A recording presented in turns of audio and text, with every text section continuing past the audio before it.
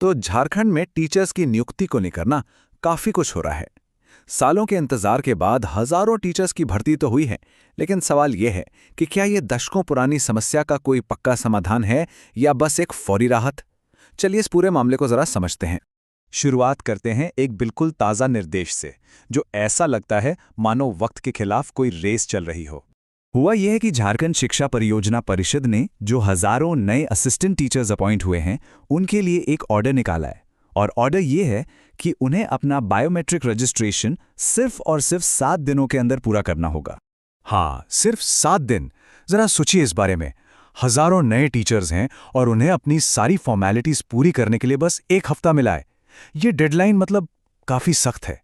तो आखिर ये नए टीचर्स हैं कौन और अचानक से एडमिनिस्ट्रेशन इतनी जल्दी में क्यों है? इस जल्दी के पीछे ना एक काफी लंबी कहानी है। आज की इस भागादौड़ी को ठीक से समझने के लिए हमें थोड़ा पीछे जाकर उस प्रॉब्लम की जड़ को देखना होगा जो झारखंड के एजुकेशन सिस्टम में सालों से है। पता है, स्टेट के प्राइमरी और मिडिल स्कूलों में लगभग 40,000 पोस्ट्स खाली पड़ी हैं। 40,000। ये इतना बड़ा नंबर है कि इसका सीधा असर लाखों बच्चों की पढ़ाई पर, उनके भविष्य पर पड़ता है। और दूसरी तरफ इन खाली पोस्ट्स को भरने का सपना देखने वाले लोगों की भी कमी नहीं है। करीब 3.5 लाख यंग लोग हैं जो टीचर बनने के लिए एलिजिबिलिटी टेस्ट का इंतजार कर रहे हैं। और प्रॉब्लम की सबसे बड़ी जड़ यही है।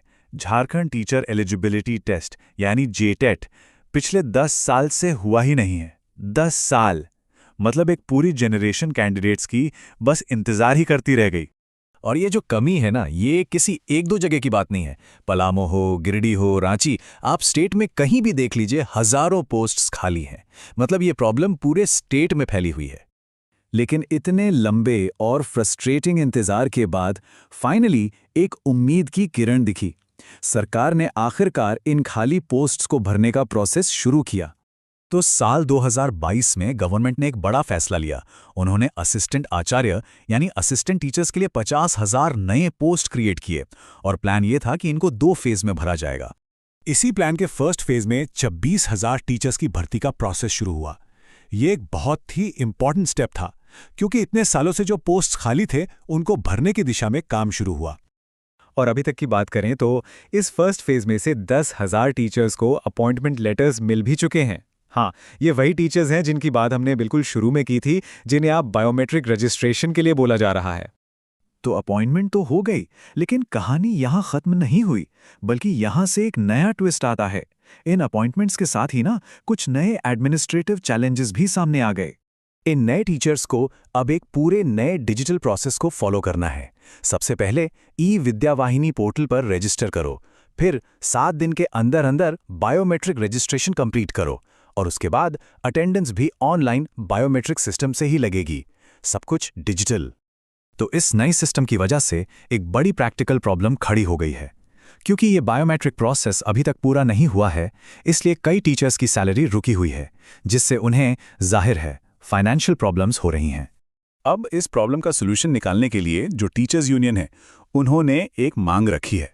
उनका कहना है कि जब तक ये सारा प्रोसेस आराम से पूरा नहीं हो जाता, तब तक एक एफिडेविट के बेसिस पर सैलरी दे दी जाए। तो इन सब डेवलपमेंट्स के बाद सवाल ये है कि अब हम कहाँ खड़े हैं। चलिए इस पूरी भर्ती अभियान का जो बड़ा असर है उसको आंकने की कोशिश करते हैं। तो जो पूरी पिक्चर बन रही है वो कुछ ऐसी है।